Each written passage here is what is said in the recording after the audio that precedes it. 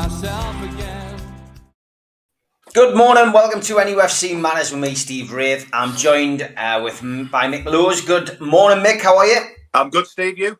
Yeah, very good, mate. Very good. And as always, we're here to talk about the last 7 days at Newcastle United, and obviously talk about yesterday's match. Well, the first question, Steve. The first question for you, and the first question for anybody out there is: Does anybody know whether Emma Raducanu can play centre half? Anybody any ideas? I mean, even if she could she do a job at right back? Do you think? I mean, you know, the kid can do nothing wrong. So can we not give her a ring? Can we not give her people a ring? Emma, how do you fancy, number 6 against Leeds on Friday night? You could do it, couldn't you?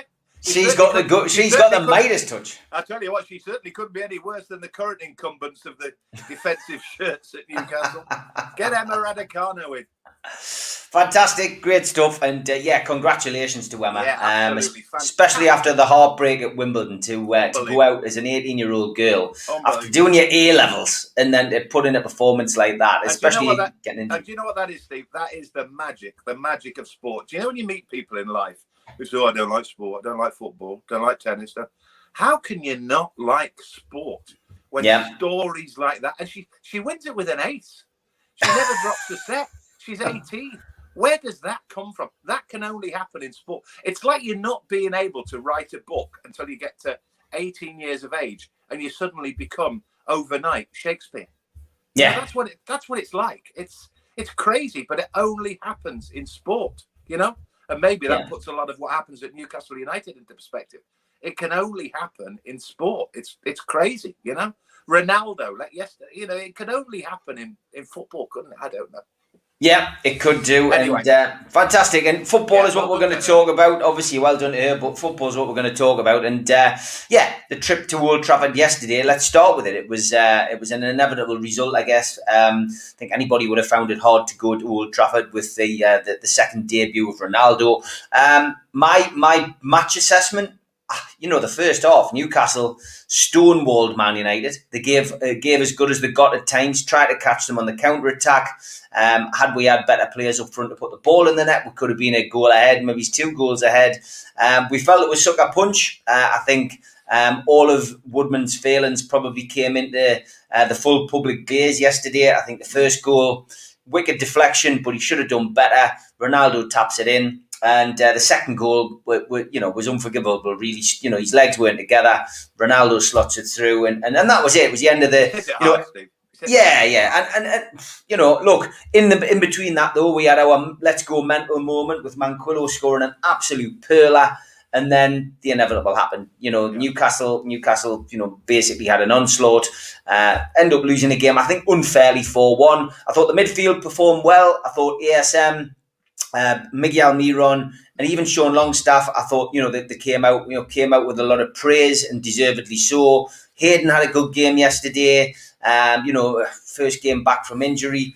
Other than that, yes. And Manquillo, I mean, he capped off a really good performance, in his position and turning to the side with a good goal. But there are positives to take out of it. But it's hard to say there's positives to take out of it when you get a 4-1 defeat. And Bruce is under pressure, Mick.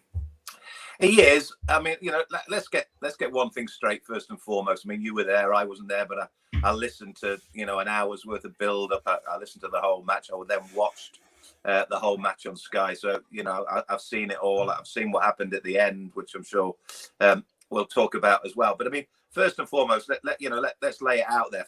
You'd have to have had your head in a bucket of sand for the last 50 years not to know. That they just became the 38th team out of the last 39 to go to Old Trafford and lose.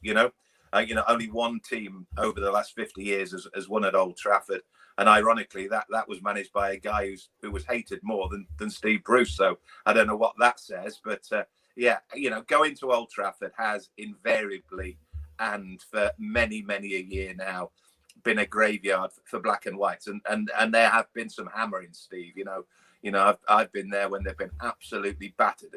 Rooney's wonder goal from Ramy's clearance that day, and all the onslaughts that have been involved. And it wasn't that yesterday. I mean, let's be fair, for 45 minutes, I know, life is all about, ifs, buts, maybes, would have, should have.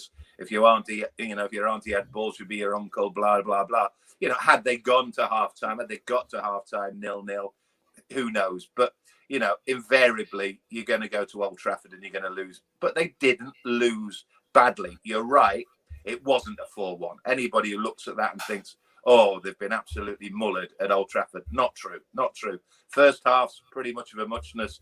They get a goal on halftime, which, as you said, Freddie Woodman will have nightmares about. But Freddie Woodman, by right, shouldn't be in the position he's in at this minute in time, Steve.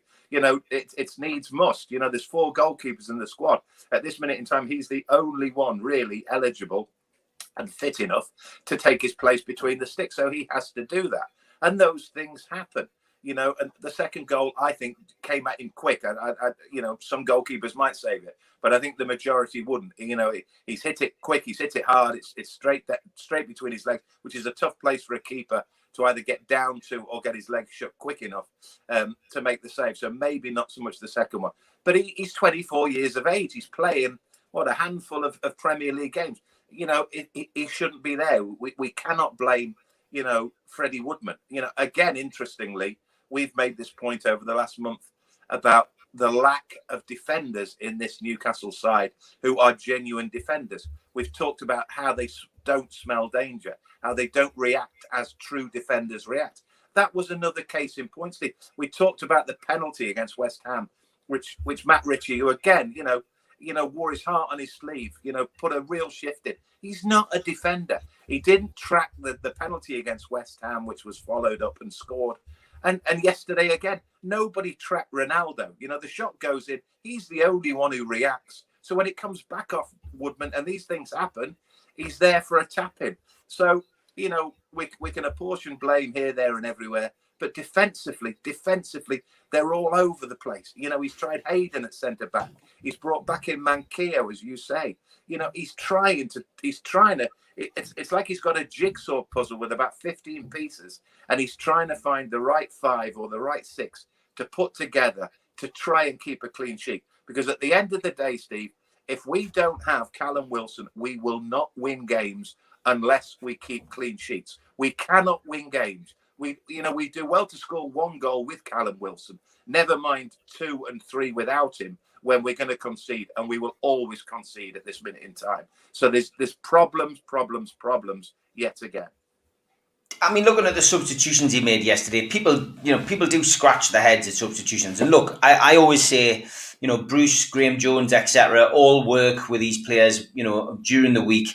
But taking Manquillo off, who had a good game, bringing Murphy on, I can understand in one set he's looking at an attacking option. Absolutely. I know the formation he's playing and he's trying to get back into the game. But, Manquillo had a good game. He doesn't get anywhere near that squad at times. And, we were talking off air before we come on. You're scratching your head because, respected people in the game that have always said, well, Manquillo, when he comes in, doesn't do anything wrong. I don't understand it, Steve. I really don't understand it because, if you've got a problem defensively, and to be fair to Steve Bruce, he has got a problem defensively. And I think I've said on here before, if there was a solution to it, nobody knows a back 4. Nobody knows defenders better than Steve Bruce. He was one of the best defenders the Premier League has ever had. He's played in great back 4s. He knows defenders. He knows what makes defenders. He's an old school defender himself. He knows what sort of breed defenders are. So if they were there, you would think, surely to God, he would be the first to find the solution. I think I joked the other week about, it's like he has an epiphany and wakes up bolt upright in bed one night and thinks, Christ, what am I doing? It's him, and him. That's it, solved. I've worked it out. But he obviously hasn't worked it out. But to be fair to him, one of the reasons he hasn't worked it out is because he hasn't got the players. And that's where you give him a little bit of leeway. But when you've got a player who, somebody I respect, John Anderson, who played 300 games for Newcastle and played 16, 20 times for the Republic of Ireland, who knows a defender, like Steve Bruce knows a defender, and rates Manquillo and likes Manquillo. And every time I see Manquillo, I think, I don't think he's a world beater. I don't think he's, the greatest fullback in the world. But what I do know is, on with my own eyes, never mind John Anderson's eyes, he's certainly no worse than what the other options are. And he pops up with what is a very, very good goal yesterday. You know, I mean, I can think of half a dozen players that in that position, and I am included, attacking players, would fluff that chance. He's put it away, you know, sweet as a nut. He every time I see him, does okay. But there seems to be a problem. Now, whether that's reinforced by the fact that he was substituted, I think, like you said, it was probably a case of he's gone from a 5 to a 4 because he's chasing the game late on. He needs more attacking options, so he sticks Murphy on, which is fair enough. But again, it's Manquillo gets the hook. So maybe Steve Bruce doesn't like him, doesn't rate him. They don't go on. We don't know. But it is one of those, as you mentioned there, scratch your head moments when you think, why not give this kid 4 or 5 games? Why not give him a run in the side? Because the bottom line is he cannot be any worse than what he's got available to him at this minute in time. No, definitely not. I did notice your comment straight after the match, and something which has caused a lot of fans to debate it really, and Isaac Hayden then got involved in an argument with another fan site about it. But Darren asks a question. I found it embarrassing to watch our captain chase Ronaldo down the pitch for his shirt after the game. Well, it wasn't just him, obviously Joe Linton. He of changing hairstyle. If you remember, he was the man who dyed his hair red to celebrate Liverpool winning the league when we played them that season. But why does that annoy you so much? Well, before I tell you that, tell me, because I haven't read it. What did Isaac Hayden say? Presumably in terms of defence of players. Yeah, I mean, more or less, Isaac Hayden tweeted Magpie 24/7 last night, and looked as if there'd been an inbox as well. But then he went out public on his own account, and more or less said, I didn't ask Ronaldo for his shirt, and did you? He was more or less defending the players, and he felt as if the accounts. He was clearly reading other tweets as well. We're having a pop at him when he said some of us, left everything on the pitch today. Yeah. He felt as if he was being attacked for not putting any effort in. I clearly understand that. So he wasn't directly defending the act of swapping a shirt. It came off the back of that. He more or less said, "Did you hear what was said?" That was what he was saying. Okay. He was trying to defend himself, and I think some people were having a free for all trying to say X, Y, and Z had done it when clearly it looked as if Lascelles and Joe Linton had asked Ronaldo for his shirt, and that's what it looked like to me. Yeah. Well, okay. Here's my thought on it then, and my thought was that I'm watching and listening and trying to digest as much as I can. Sky, as they can do, immediately the final whistle goes, they can show pictures. So as soon as the final whistle goes, they're straight to Old Trafford. Players are walking off. Somebody accused me this morning of singling out Joe Linton and having a go at Joe Linton again. The only reason I mentioned Joe Linton in my post on Facebook was because he was the player I saw. No sooner did the pictures come on from Old Trafford, I saw him approach Ronaldo and beg for his shirt. And it annoyed me. Because it is literally the minute, the second the whistle goes. I subsequently learned that Jamal Lascelles also asked him, which again we'll talk about in a second. My problem is, Steve, and I have no problem with players swapping shirts. I have no problem with players who have careers in which they want reminders and they want souvenirs. And I've been in players' houses where they have their own rooms full of shirts of players they played against. And it's nice. But there's a time and a place, Steve. There's a time and a place. And the first thing for me, the first thing any player should do, particularly in a place like Old Trafford, where 4,000, bless them, have done battle with 72,000 and outshouted them and outsung them for a lot of the game, your first priority should be to go to them and thank them. And whether you like it or not, at Old Trafford, you have to walk away to the left-hand side, go down to the corner. And it's a measure, and it tells you something about the nature of the players. I don't know what Isaac Hayden said, but I saw what it with my. I've got it here, Mick. He goes. He basically inboxed the kid, and then what he did was he quoted the tweet and put out, "Did you ask Ronaldo if I did? Acting like shaking hands with an opponent like a man after a tough defeat is a bad thing. Lads gave it everything today. Sure, some of us made mistakes for goals, including myself. Okay. But to insinuate we are not good at like anyone else is wrong. Okay. Right. Let's put Isaac Hayden to one side because nobody's accusing Isaac Hayden of anything. Certainly not me. But Joe Linton very, very, very clearly was asking Ronaldo for his shirt because you can lip read. You can see Ronaldo saying something about I've either promised it to someone else or let's do it inside. You know, can you imagine how many times Ronaldo's been asked for his shirt over the years? Every game. Going back to my point about they need to get down to the corner, and it's a measure of the different attitude of different players that Matt Ritchie is actually having to corral them and say, get down to that corner and say thank you. Now, there is no reason on God's earth why you can't go down to that corner, say thank you, applaud the 4,000 who've made the journey, and then once you get into the inner sanctum of Old Trafford, make an inquiry as to whether you can have Ronaldo's shirt. The problem is they got greedy, didn't they? They think, I need to get my bid in first.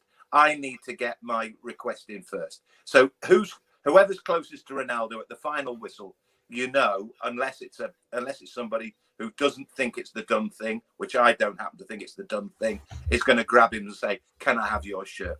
Now, there are two questions here. Once upon a time in the game of football, it was the dumb thing to a degree, but it would always be done with the player that you'd been in combat with. So a right fullback had swapped shirts with a left winger. A centre forward had swapped shirts with a centre back, etc., etc. Midfield players who'd been at it, kicking lumps out of each other. Why on earth does Joel Linton think Ronaldo is going to give him his shirt at the end of the game when the pair of them probably won't have even seen each other during the game? It's greed. It's me. I want Ronaldo's shirt on my wall in 10 years' time to tell the grandkids I played at Old Trafford against one of the greatest players, if not the greatest player the world has ever known. It's greed. But it's greed in the face of 4,000 people who've paid good money to go down to Old Trafford and who should be thanked first. Now, if people think that's old-fashioned, if people think that's naive, if people think that's old school, if people think I'm stupid, then fair play. I didn't want to argue with anybody yesterday. People came on and said, what if he wanted it for charity? Well, if he wanted it for charity, he should have got his agent to negotiate a deal with Ronaldo's people to get a Ronaldo shirt for charity. You don't when you've been beaten 4-1 at Old Trafford. And I'll tell you something about whether this raises any questions against Steve Bruce. I don't think a Bobby Robson team, I don't think an Alan Shearer team, I don't think one or two Kevin Keegan's team. Alf Ramsey famously ran onto the field to stop his players swapping shirts with Argentinians after what went on in the 1966 World Cup. You know, this business about, you're being stupid, you're causing a situation out of nothing, blah, blah, blah. I just don't think it's right. And that is my opinion. And everybody else is entitled to theirs. But it boils my blood. I mean, you see them swapping shirts at half time these days. I agree with you. You know, your priority is with your own people, but they think too much about themselves. And it's not as if they haven't got enough in the first place. Yes, they should have reminders. Yes, they should be able to swap shirts, but do it in the sanctum of the dressing room. Don't do it in front of 4,000 people who've traveled 200 miles and absolutely roared the place down in the face of what was always going to be another defeat. And it's almost like ridiculing them. It's almost like taking them for granted. Yeah, I agree 100%. It does annoy me to see players doing that quite openly, especially after a defeat. And it's all about opinions, and it's the same old faces. And I probably wouldn't have been as angry if Joe Linton had put as much effort in as some of the other players on the pitch. But I think Alan Shearer highlighted it on Match of the Day. Rather embarrassingly again for Joe Linton. Not that he probably cares. He doesn't. Steve, we don't need any more evidence of what a bad player. Yeah, Joe Linton. Manquillo burst a gut, didn't he? 90 yards to get the ball and put the ball in the back of the net. Joe Linton couldn't even be chewed to run at one point. Whoever paid 40 million for Joe Linton shouldn't be allowed to ever work in football again. Now, going back now, just to part this maybe. Going back to the other fella, who was allegedly asking for his shirt. In one respect, I can see why Lascelles, who's been in battle with him or has been close to him and has been in competition with him, I can get that. But what I can't get is, he's your captain. He's your leader. He's your man who sets the standards. He's your man who leads your team. He's the man, instead of Matt Ritchie, who should have been saying, hey, get down that corner, all of you, and get them fans appreciated. Get those fans applauded. He should lead that. That's how he got the captaincy in the first place, Steve, because he's supposed to be passionate, because he's supposed to be a leader of men. He might not be the greatest centre-half in the world. He might not be this. He might not be that. But he has shown leadership potential in the past. Now, to give up that leadership, to give up his fans, just so he can walk 15, 20, 30, 40 yards to a guy who was probably never going to give him the shirt in the first place, just to say, hey, can I have your shirt, please? You know, wrong. Do it in the dressing room afterwards. Make a request. Hope that Ronaldo regards you and respects you enough to say, hey, you can have my shirt. You know, there's a naivety in even asking for it in the first place. Bobby Moore and Pele swapped shirts because Bobby Moore and Pele respected one another. Players swap shirts because they respect one another. Do these people seriously, does Joe Linton seriously think Ronaldo's going to go, do you know who I want to give my shirt to today? Because I really, really respect him. And I think he's a great player. And he's really undervalued at Newcastle. I'm going to give my shirt to that boy, Joe Linton. Is he fucked? Yeah, I can just see Ronaldo's crib. I'm sure that's probably what he calls it. Pride of place above the fireplace. Joe Linton 9 over the pool table. Joe Linton 9, and he's got the world's best. He's got Lionel Messi coming around for a game of pool. Messi gets down to play the shot, and he goes, "Who's he?" Mal, it was a pleasure for the last 5 minutes to see Messi and Ronaldo on the same pitch yesterday. Of course, Jeff Hendrick has been referred to as Messi many times throughout his Newcastle career. Yeah. Honestly, I mean, it was always going to be the way it was. But I have to say, being serious for a minute, it could have been an awful lot worse. And as you said earlier, there were some positives. You know, I don't think that the game plan was ever going to work for 90 minutes, but it worked for 45 minutes. It worked for almost an hour. Had the goal, which was a soft goal, a silly goal, a bad goal to concede on half-time, had that not gone in, you don't know. They were playing well, Steve. They were playing well. I'm not an Almiron fan, but Almiron did well yesterday. You know, so maximum drive. You know, as was highlighted last night when I was listening to the commentary. You know, if one or two better options had been taken, who knows?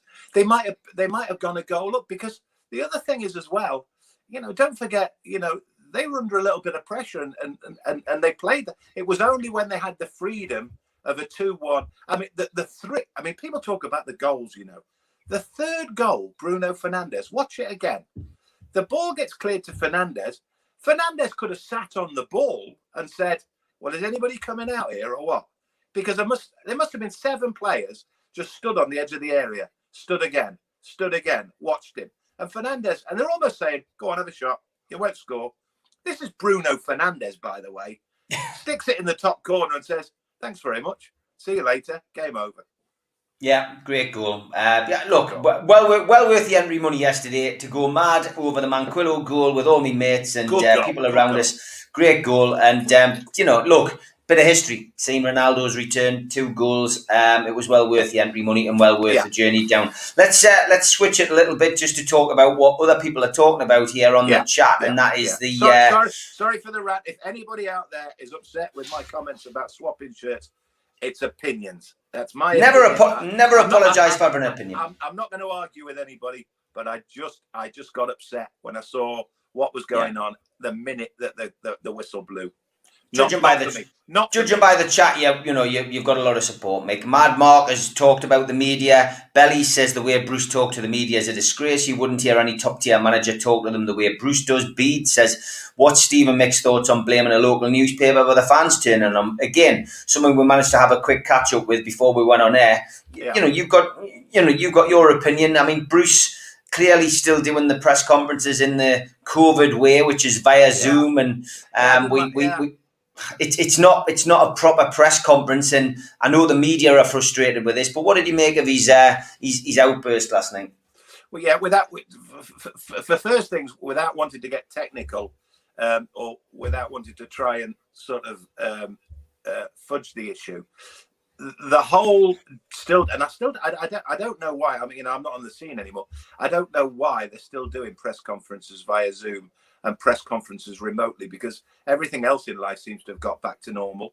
76,000 people are sitting shoulder to shoulder, standing side by side. Why on earth can't a manager go into a press conference theatre, as they have at Old Trafford, and answer questions from journalists who are then going to sit next to each other in the same way that they sat next to each other in the press box at Old Trafford? So that bit I don't understand. And I'll tell you what it does. It confuses the issue, because it allows, I'll have to get the word here.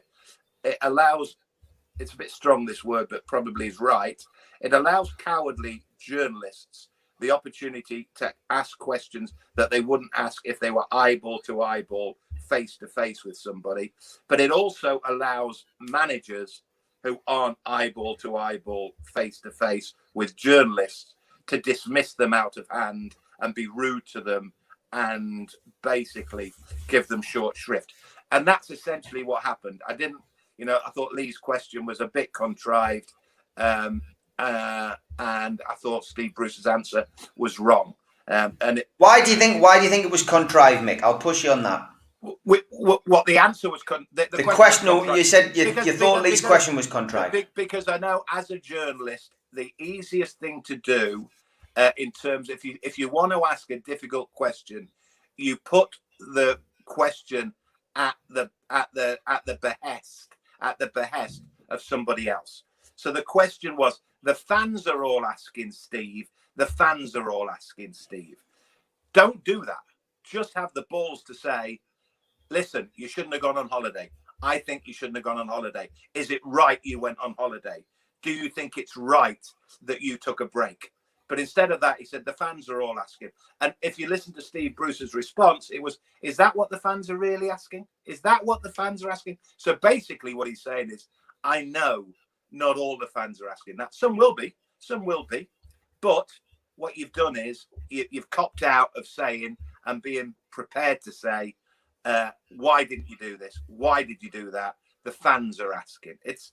Lee's not the only one. We've all done it. I've probably done it. It's an easy way out, and it's a particularly easy way out when you're not actually face to face with somebody. So that didn't enhance his chances of getting a decent answer.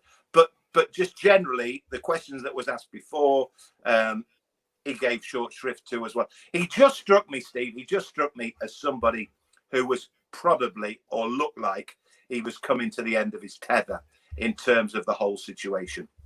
We talked off air about the statement that the club made during the transfer window, or at the end of the transfer window, when Steve Bruce was on holiday. Let me say, for starters, Steve Bruce going on holiday, I have no problem with whatsoever, because it's an international break. And believe me, every manager that's ever been at Newcastle will have gone on holiday during that break. Players are away, they have a break. The players that aren't away on international duty, they get a break. But believe me, as Steve Bruce said yesterday, they will have been back at the beginning of this week, and they will have worked hard, and they will have worked towards Old Trafford yesterday. Old Trafford, 1 win in 39. You could have prepared for a month and a half and probably not got a result. But believe me, they will have prepared. They will have done it properly. He's not that naive. He's not that stupid. He doesn't disregard the job that much to leave himself open to that. But yes, he went on holiday. But there's no. I have no problem with that whatsoever. But he did strike me as, in the light of that, whether he went on holiday to reflect on what the club had said, whether he reflected on what the club had said while he was away on holiday. Either way, again, I don't know, because I don't see him in the same way that I saw however many managers for 25 years, day in, day out. I haven't got a read on him, but I've got a pretty decent read on people's body language. And he looked to me like, he's probably thinking, I've come to Old Trafford. We've played really well for a half. We've played really well start of the second half. We've ended up getting beat 4-1, which is unfair. We're the 38th team in 39 years who've come here and get beat, and I'm getting stick. So I think that combined with the statement, which, as you mentioned, and as anyone who's read the statement, very definitely, as Ashley does, he likes to put. It's never him. It's never his fault. It's apportion blame elsewhere. Do your dirty washing in public when it suits. Basically, say the manager was aware of what the situation is. He shouldn't do that. There was no need for that statement to be made in many ways. And I just think Steve Bruce is getting very, very close to calling it a day. Because, we've talked on here before. I think you've asked me before, or punters have said, do you think he should walk away? And I've said, I don't think I think he's too proud a man to walk away. I don't think it's got anything to do with the money necessarily at all. I just think he wants desperately to try and make the job work. But I'm sorry, and I've seen it time and time again. And I made the point that the only man who's won in 50 years at Old Trafford was hated more than he was. So, it's a tough job. It's a tough job, and he looks to me like it's beginning to get to him, and he's beginning to think: is it really worth all the grief, all the hassle, all the irritation? We shall wait and see. But it looked a little bit like that to me yesterday. Yeah, I mean, the rumours that are circulating quite strongly, we mentioned it on Friday's show, are that, he went away to Portugal. Lee Charnley and him had clearly had words, and essentially, when he's come back, the rumours are that he's been given 3 games, which included Manchester United yesterday. And if that is true, it's not really giving him a great deal of time. And if that's filtered down to the players, which is the rumour, then I don't know, you're either going to see a reaction from the players. They're either going to say, well, we don't want Bruce out. We've got to pick up, we've got to pick things up here, and we've got to get a result for the manager, or they're going to throw him under the bus, aren't they? Well, I mean, Steve, you know as well as I do, people watching this know as well as I do, Newcastle United, are surrounded by more rumours than a record shop in 1977. It's ridiculous. I mean, rumour this, rumour that, man at the airport, man at the club, man here, man there. It's what rows your boat. You believe who you choose to believe, etc., etc.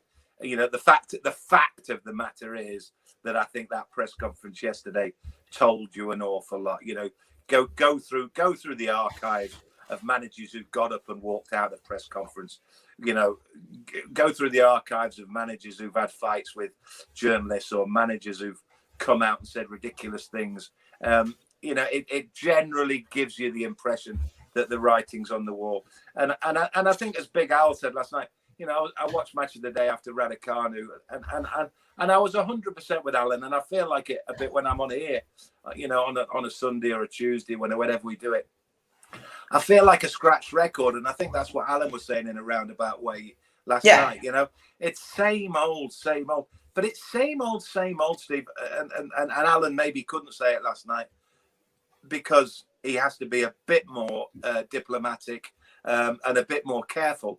But it's down to the owner. It's down to, in a roundabout way, he was saying that football club will never change, as we all know, until the owner goes. And, the philosophy will never change. And I feel myself sitting here now thinking, God, are you saying this again, Losey? It's bleedingly obvious what the problem is. But that problem won't go away until it's either forced away or decides to leave. Until then, it's going to be what it is. It's going to be a fight. It's going to be a great, great football club, which, is in a malaise where even small things like swapping shirts at the end of the game becomes a major issue. And I'm maybe as guilty as any for drawing attention to that. But it just boils my blood. It boils my blood that I see shirts, doing things that they do that they really shouldn't.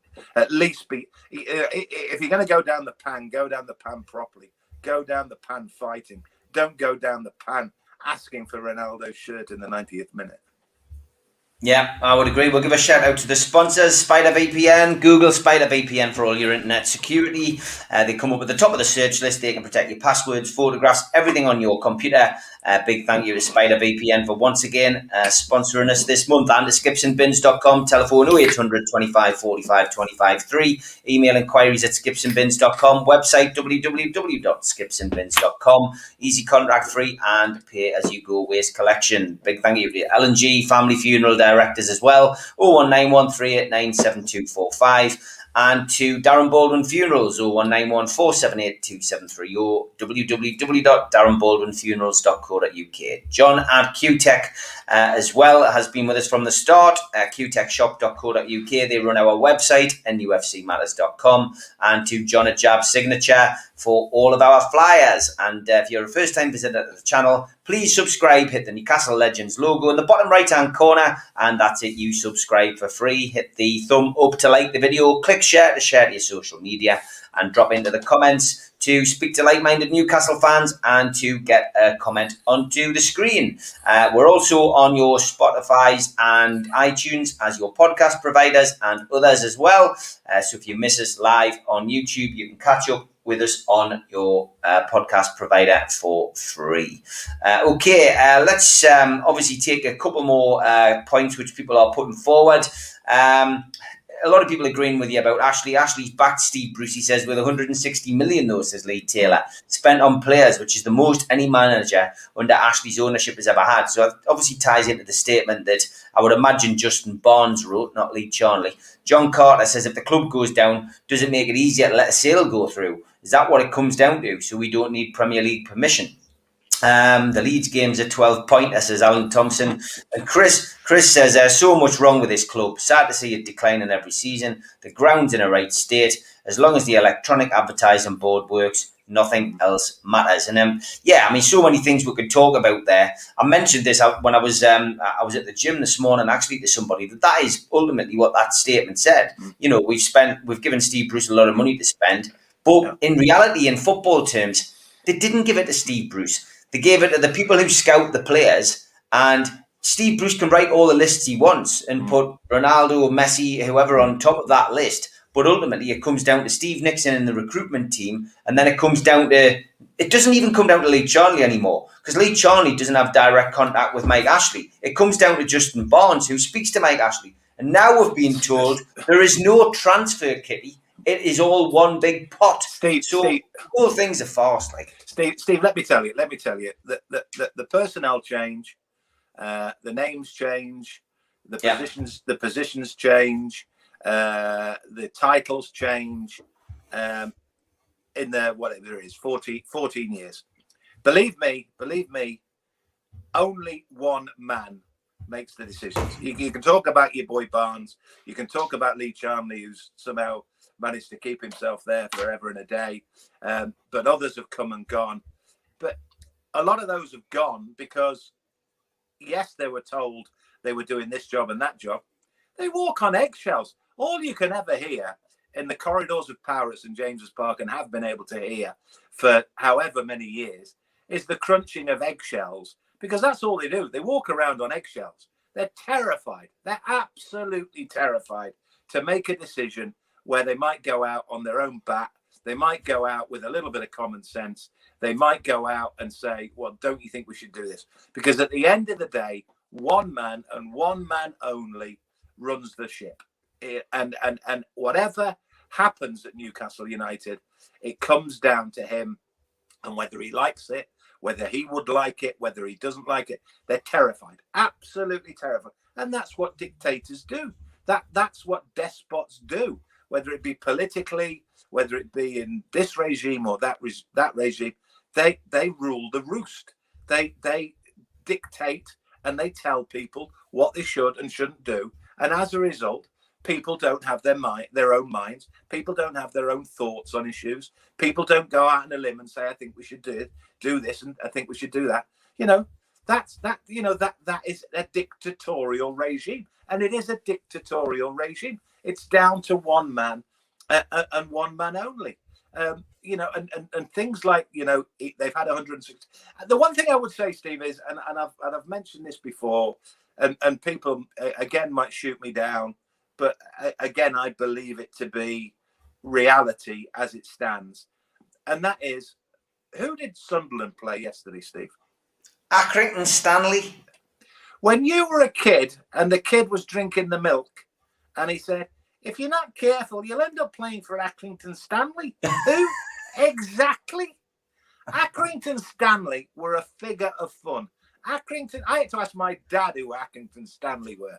Oh, Accrington Stanley, son. They're a non-league team in Lancashire. They're a little football club. It's a joke. It's a joke that the kid, if he doesn't drink milk, he won't play for Accrington Stanley. Who were Accrington Stanley playing yesterday? Sunderland, a big football club with a massive support. We're rivals. We don't like them necessarily. They don't like us necessarily. But they're a proper football club, a dyed-in-the-wool football club of their community, of their people.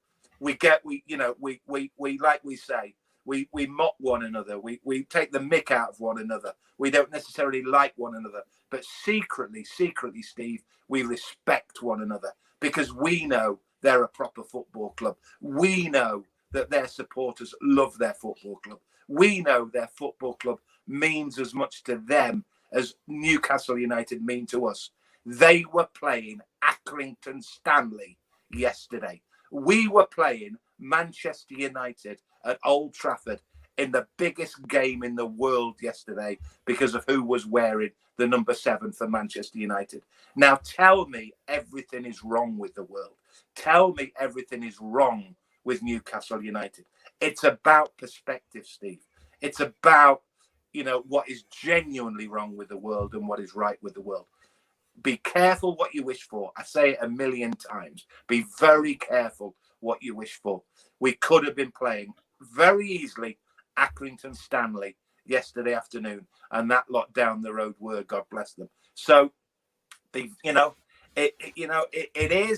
is what it is, and I'm not going to get away from it. I'm not going to say what he's doing. This owner is killing this football club. But what I'm saying is there's a football club down the road, a very good football club, a very proud football club that imagine going through what they've gone through, you know, genuinely. Yeah, okay. Barry Hogan says, do I have any concerns of bother at the Leeds game? Stories of Leeds fans purchasing spare tickets for the home sections. We've got a bad history against travelling fans from Leeds. Yeah, look, Barry, I'm sure Mick will have an opinion on this as well. But yeah, I do. We were talking about this yesterday. And obviously I've seen on Twitter that the United Voice, or whatever it's called, the fans organisation, who are trying to engineer protests, etc., have asked people to take whistles and paper aeroplanes for that first demonstration on Friday as well, because the game, of course, is live on Sky. They're obviously trying to organise some kind of peaceful protest. But I do feel that the club, like they did when Liverpool were close to winning the league, haven't really taken fan safety into consideration. By allowing the tickets to go on general sale, you are allowing that temptation for Leeds fans to buy and purchase tickets in the home end. And Leeds always bring a good, a contingent. They always sell their away end out. Yeah. This is going to be like a derby for Leeds United this season. Well, as you mentioned there, Stephen, I was thinking this morning, I mean, not only is it a game where probably unlikely that Leeds will get anything this afternoon. So if Leeds don't get anything this afternoon, you're talking about two teams who haven't won a game. You're going to be talking about two teams who are side by side. You're talking about two teams who are under pressure. You're talking about two teams who are desperate to get their first win. You're talking about two teams who, as you say now, geographically, now you take Sunderland and Middlesbrough out of the equation. It's the closest thing to a Premier League derby either of us have got. So, you throw that into the mix. You throw into the mix the fact that, you've got two very, very boisterous set of supporters. And also I'll throw into the mix, Steve, and I suspect you've seen them, and I don't know how many people watching this, but I saw at least 3 or 4 camera videos of bother at the Manchester United. And now I know Man United and Leeds have a much, much greater hatred than Newcastle and Leeds do, but Leeds can be a bit naughty. and there were videos flying around of Old Trafford that day, and it was only, what was it, 3 weeks ago, 4 weeks ago. So I think it's a very real danger. I mentioned it to somebody last night, actually. You know, on top of everything else, it could be quite a nasty night Friday night as well. People will take a half day. The bars will be chock-a-block. People will be intoxicated, and it is a recipe for disaster. And I think Newcastle United. It needs, you know, because again, this is one of these terrible situations, Steve, where you don't want to draw attention to it. You don't want to highlight it. You don't want to put it in people's minds. But all I will say, you know, final word on it is it needs keeping an eye on. It very definitely needs keeping an eye on. But the police do their job. The police know. You know, we used to travel abroad, you know, all the game with the spotters. You know, they know what they're doing. They know what they're looking out for. West Yorkshire Police will know what they're looking out for. But I do think the eye has been taken off the ball lately. Everybody thinks Premier League football, easy Ozy. You know, everybody's having a nice time. You know, no problem. There is a definite possibility of trouble on Friday. Yeah, John Brown asks what your views are on Joe Linton playing every game practically. Do you think Bruce has been forced to play him? And we've been through this, you know, last season. Lots of people believed that Joe Linton had something in his contract that stipulated as long as he was fit, he would have to have some kind of involvement. But it does. It's the only way of explaining away why he gets a game, honestly. And he bigs Dwight Gale up, yet never plays him. But Dwight Gale, I've said this before, Steve. Dwight Gale's not good enough at Premier League level. You know, at Championship level, he's fine. But having said that, you know, the instances that were shown last night on Match of the Day, which we've all seen, and he does it every game. I mean, he strolls around like it's a Sunday morning game. You know, you'd have to think at least Dwight Gale might run. At least Dwight Gale might get involved. At least Dwight Gale might show like he cares. At least Dwight Gale might think, God, you know what it was? It'd be great to score a goal at Old Trafford.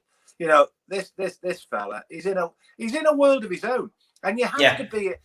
And going back to the, I hate to keep going back to it, but going back to shirt swap gate, he has to be in a world of his own. A, to ask Ronaldo for his shirt, because that is ludicrous enough. But B, he has to be in a world of his own to not think that might upset people, having put in the performance he's put in. They don't care, Steve. You know, some of them, not all of them. They're not all of them at all. And I like Isaac Hayden. And if Isaac Hayden got grief because he thought we were labelling everybody as wanting to swap shirts and not caring, he very definitely, him and the Richies and the Clarks and the keeper. And the Longstaffs wouldn't be in there, but there's 2 or 3 who are very definitely in there, and he is the number one culprit, the number one pretender, the number one worst footballer for £40 million I've ever come across. Yeah, I would agree, mate. Nobody can argue with you on that. People can say you're picking on him. Okay, I'm picking on him, but then again, you come back to the. You know, he didn't set the 40 million, and that's quite right. He didn't say I'm worth 40 million. He didn't demand 40 million. Some IDI or IoT at Newcastle paid 40 million for him. Yeah, unbelievable. Really, really is. Let's talk a little bit about the goalkeeping situation. Spoke about it again, as I say many times on the show. Woodman, of course, yesterday. You know, it is always difficult. I'm not in the goalkeepers union. I was always a centre half when I played, but you know, it's a difficult position to be in because you're in the goalkeepers union. Then, if you're a centre half, because you're, you know, your mistakes are always going to stand out. You know, and he made 2 howlers yesterday, but Darlow's fit. Is he going to get back in? I think probably on the basis of, you know, Steve Bruce is a knowledgeable enough man in terms of football and knows footballers. I think it's a difficult one, you know, because it's one of those where you don't want to destroy somebody's confidence, but at the same time you run the risk of because he's dropped a couple of ricks, fans getting on his back, and him not being able to recover from that. His kicking's not good. His kicking's not good for a goalkeeper. He's not good on crosses either. He's doesn't not, come. He's not the biggest in the world. He's tall enough, but he's very slight. They always used to say about Shea. Shea wasn't the biggest, but Shea was a strong boy. He's got good upper body strength. So if he came, he wiped people out.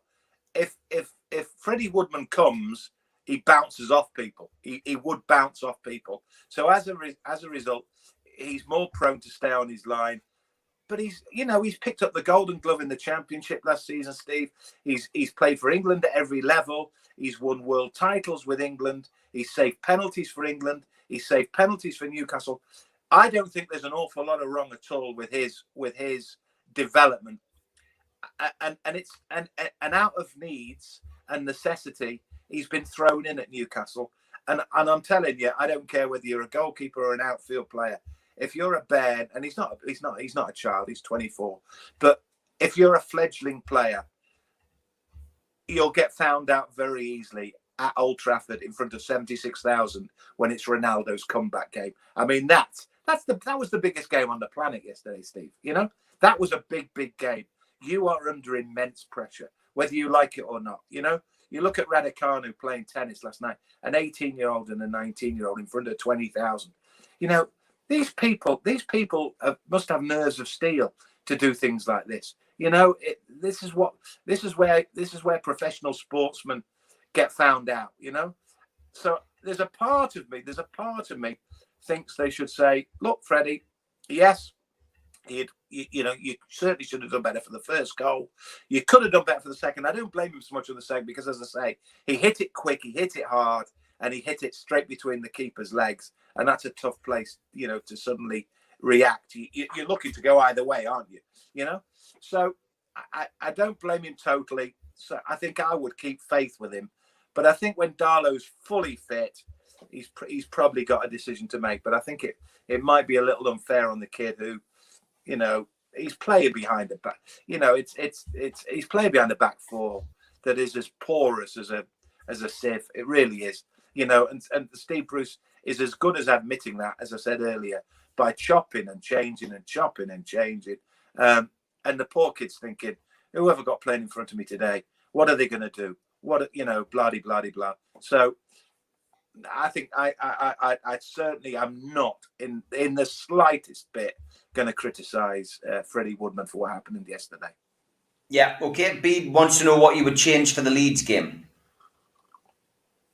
I would desperately try and find a cure for Callum Wilson's thigh and hamstring, because without him, I think when he scored the game before last, I just put online gold dust.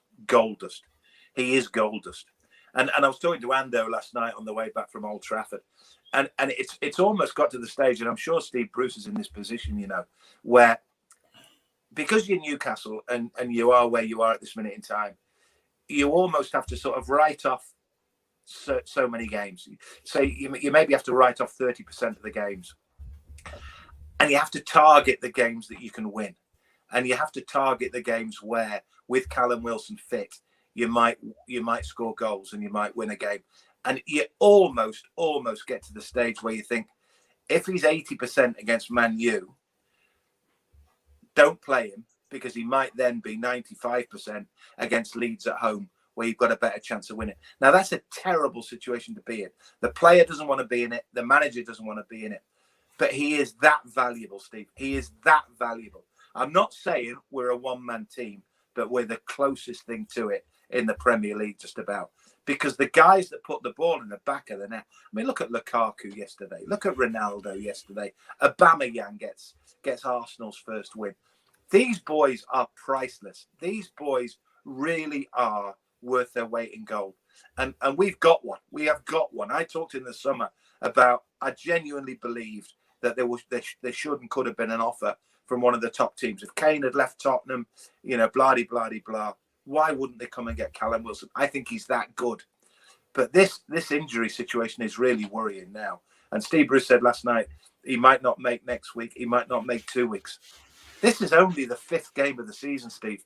we could have a serious problem with Callum Wilson. And without him, because of the state of the defence, we've got no chance of winning games because we've got no one else. You tell me who's going to score you 2 goals, because we're always likely to concede 1, so we're going to need to score 2.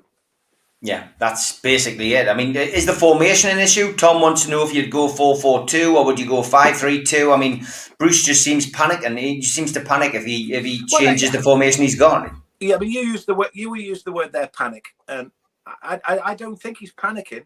I just don't think he knows. What did I say at the top of the program? It's like he's got 15 jigsaw pieces and he's trying to find the right 4 and trying to write the right 5 that fit. The guy, again, I don't know him, but I think I know his type, and you know what he's like. He was like as a player. If he could find, I'm pretty sure, if Steve Bruce could find a back 4, and I said this last time I was on, with 2 centre halves he could trust and 2 full backs who were good enough, he would pick a back 4 and he would go with it and keep it and protect his keeper and marshal them, whatever.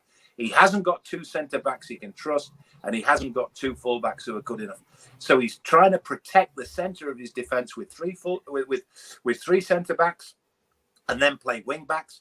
His wing backs can't defend because they're not defenders; they're essentially midfield players who can get forward as wing backs, but can't defend when it goes back the other way. And if you're not a good team, you're going back that way more than you're going that way. And then the key is the centre backs, and he hasn't got 3 that he trusts. He hasn't got 3 who are good enough. He hasn't got 3, most importantly, who are quick enough. I mean, you know, Isaac Hayden, you think, okay, that's not a bad move. We've talked about Paul Dummett as a centre half. Isaac Hayden, bless him, because he's not a defender and doesn't think like a defender. Ronaldo's second goal, he's almost walked past him. You know, I mean, Ronaldo's quick. Ronaldo, let's make no bones about it. Arguably one of the greatest players, if not the greatest player who ever played the game. But when he's played in for the second goal, he's drifted past Isaac Hayden. Shot's gone off through the keeper's legs. It's in. You know, game over essentially. But Isaac Hayden is not a centre back. He doesn't think like a centre back. So you're trying to. I'm sure he was trying to play Isaac Hayden as the floater with 2 markers, Clark and Lascelles. He doesn't know, Steve. But it's not. I don't think it is panic. I think panic's unfair on Steve Bruce. I just don't think he's got the personnel. And I want to broaden this. I know we haven't got much time, but I think I said this to you when we were trying to get Joe Willock. Joe Willock should never ever be forgotten. Never ever be anything other than revered in Newcastle United history for what he did at the end of last season. But as a result, there was an obligation to buy him. There was almost a relentless stream of consciousness to sign him, and quite rightly, because he did fantastically well. But it was apparent, and it was clearly apparent, that Newcastle wanted him on loan. And the reason they wanted him on loan, Steve, was because they wanted to spend money, and I'm sure the manager wanted to spend money on another player, i.e. centre-halves, defenders. Now, when Arsenal said, right, you know, all the ball's in our court, you can't have him on loan, you've got to buy him. Then you've got a real decision. Do you let the fans down? Do you let Joe Willock down? Do you run the risk of the fans going, you're useless? Because Arsenal are saying you can't have him on loan, you've got to buy him. Arsenal had all the cards. The fact that they let him go suggests that they weren't sure about him. But either way, we ended up having to commit 25 million on Joe Willock. Joe Willock will never be anything other than a hero to me. But I'm telling you something, Steve, he will never reproduce unless he goes on to be a superstar, which I'm not too sure he ever will be. But he'll never reproduce the form that he showed in 2 months. He'll never score those number of goals. He'll never have that effect on the team. But what we've done in the meantime is we've spent 25 million on him, which he deserved on the basis. If we were an affluent club, he deserved that move. He wanted that move. He's a good kid. There's everything about him. But the poor lad is now got the weight of the world on his shoulders, and he won't be able to reproduce it. And that 25 million, which if it was part of 50 million or 75 million, would be fine. But it's not. It's the only 20, and that's why they released the statement. That if you read that statement, Steve, it was like, we gave you who you wanted. We gave you who you wanted. We gave the manager who he wanted. It was the manager who wanted that. So he can't moan about the fact that the kitty was essentially only 25 million, which these days buys you nothing. But either way, the bottom line is Steve Bruce and Newcastle, or Steve Bruce in particular, wanted Joe Willock on loan in order to spend the money that was available on defenders. And we've had to buy Joe Willock, God bless him, and he's a great kid. But as a result, we haven't been able to buy the defenders we should have bought. Yep, the clock has beaten us. Just need to finish off with this. I am spending my night in the company of this man. Hello, Newcastle, 12th of September. I'll be there. Make sure you are. Yes, Buster Blood Vessel is in town tonight. Bad Manners, Sunday the 12th of September. We have reached the date. A long overdue party with Bad Manners at the O2 Academy. Tickets are available on the door tonight. Doors open at 6:30, so get yourself along. We will be having a after COVID party with the lads. Looking forward to that tonight. Do you want to tell you a quick story? Have we got time for a quick story? Go for it. Go for it. I went to college when I was 18. I was social secretary at Middlesex Polytechnic. I booked bands. I booked Richard Jobson of the Skids to read poetry. I booked all sorts of bands. But on my course at college, and I was big mates with him, was the harmonica player who left to go to Bad Manners. He was in Bad Manners. I booked Bad Manners twice at Middlesex Polytechnic in 1979. Winston Bazoomies, he became known as. He's now left Bad Manners, but I think he goes back to play with them occasionally. Alan Sayag, his real name is. He was a mate of mine back in the day. But I was on the scene when Bad Manners first started. My sister went to see them at the Theatre Royal in Nottingham. They got her backstage passes. She still got the posters from Buster and the boys at the time they were releasing Lorraine and all the big hits. Great guys. Great guys. Fantastic. Well, it'll be a great night. Hope I see as many of you there as possible. I'm back tomorrow night, 6 o'clock, Stephen Holly show. Looking forward to talking about yesterday's game and chewing the fat from the last 7 days with Holly tomorrow night. Mick, as always, great pleasure to have you on, mate. Have a good week. Speak to you soon, pal. I'm off to ring Emma Raducanu to see if she can play number 6 on Friday night. Fantastic. Take care, mate. See you later. Take care.